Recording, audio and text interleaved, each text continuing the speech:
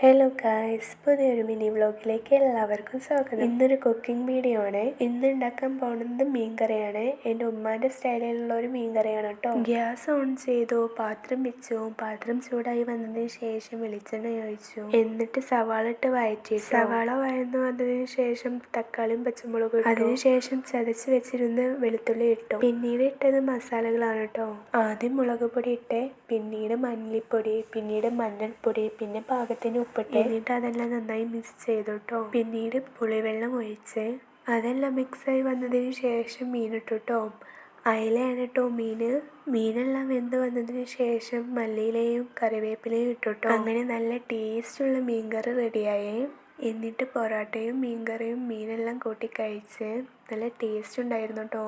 അപ്പോൾ എൻ്റെ വീഡിയോ ഇഷ്ടപ്പെട്ടാൽ ലൈക്കും സബ്സ്ക്രൈബും കമൻറ്റും ഷെയറും ചെയ്യണേ. അപ്പോൾ ഇന്നത്തെ കുക്കിംഗ് വീഡിയോ ഇവിടെ നിർത്തുകയാണേ. അപ്പോൾ ഓക്കെ, ബായ്.